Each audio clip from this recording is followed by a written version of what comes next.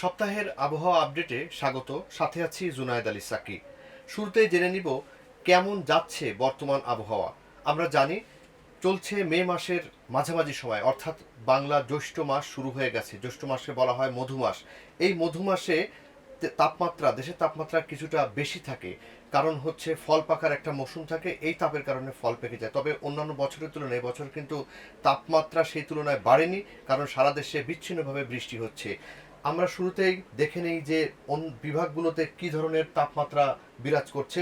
এখানে স্যাটেলাইট ইমেজে যেটা দেখা যাচ্ছে, বিশেষ করে আবহাওয়া অধিদপ্তর যেটা প্রকাশিত যে ছবি, সেখানে দেখা যাচ্ছে যে ময়মনসিংহ এবং সিলেট বিভাগে সেখানে সারাদিনে সূর্যের দেখা খুবই কম মিলছে এবং বেশিরভাগ সময় এখানে বজ্র বৃষ্টি হচ্ছে। এছাড়া দেশের অন্যান্য এলাকায় তাপমাত্রা, অর্থাৎ বলা যায় দিনের যে কোনো একটা সময় বৃষ্টিপাত হচ্ছে, ফলে সেখানে থান্ডার স্টর্মের যে প্রতীক সেটা দেয়া আছে। আবহাওয়া অধিদপ্তরের প্রকাশিত যে স্যাটেলাইট ইমেজ, সেই ইমেজে দেখা যাচ্ছে এখানে পশ্চিমবঙ্গ বা ভারতের পশ্চিম এলাকা দিয়ে কিছু মেঘ উড়ে এসে বাংলাদেশের বিশেষ করে পশ্চিম দিক থেকে আসছে বলেই যেন পূর্ব দিকে ময়মনসিংহ এবং সিলেট বিভাগে বৃষ্টিপাত ঘটাচ্ছে। আরেকটি বিষয় হচ্ছে দেশের তাপমাত্রা তুলনামূলকভাবে দক্ষিণ পশ্চিমাঞ্চল অর্থাৎ খুলনা এবং বরিশাল বিভাগে বেশি অনুভূত হচ্ছে এবং সেখানে গেল কয়েকদিন ধরে সর্বোচ্চ তাপমাত্রা 36 ডিগ্রি সেলসিয়াস পেরিয়ে যাচ্ছে। 36 ডিগ্রি সেলসিয়াস পার হওয়া মানেই হচ্ছে মৃদু তাপপ্রবাহ বয়ে যাওয়া। তবে এই তাপপ্রবাহ বেশি দিন স্থায়ী হওয়ার সম্ভাবনা নাই।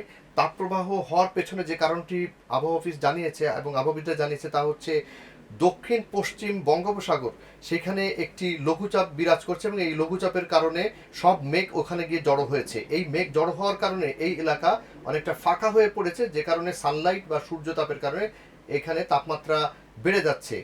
এই লঘুচাপটি আশা করা যাচ্ছে যে সপ্তাহের মাঝামাঝি অর্থাৎ মঙ্গলবারের নাগাদ এই লঘুচাপটি শেষ হয়ে যাবে এবং ততক্ষণে আবার এদিকে দেশের দক্ষিণ পশ্চিমাঞ্চলের খুলনা এবং বরিশাল বিভাগে মেঘের আনাগোনা বাড়তে পারে। তখন তাপমাত্রায় একটা ব্যালেন্স চলে আসবে এবং সেভাবে করে তাপপ্রবাহের অবসান ঘটতে পারে। সেক্ষেত্রে আর একটু আমরা যদি দেখে নিতে পারি, তা হচ্ছে যেটা বলা হয়েছে, মেঘগুলো পশ্চিম থেকে উড়ে গিয়ে পূর্ব দিকে যাচ্ছে এবং পূর্ব দিকে যাওয়ার কারণে কিন্তু সিলেট বিভাগে সবচেয়ে বেশি বৃষ্টি হচ্ছে, যা এই সপ্তাহে অব্যাহত থাকতে পারে বলা যায়। এবং সপ্তাহের শেষেও কিন্তু একই অবস্থা। আগেই বলা হয়েছে যে পশ্চিম বঙ্গোপসাগর এবং দক্ষিণ বঙ্গোপসাগরে যে একটা লঘুচাপ, সেটি যখনই সরে যাবে, তখন কিন্তু এই যে দেশের দক্ষিণ পশ্চিমাঞ্চলের খুলনা বিভাগে সেখানে একটু মেঘের আনাগোনা বৃদ্ধি পাওয়ার সম্ভাবনা রয়েছে এবং সেটা যে প্রেডিকশন সেখানেও দেখানো হয়েছে। এই হচ্ছে এই সপ্তাহের আবহাওয়ার পূর্বাভাস।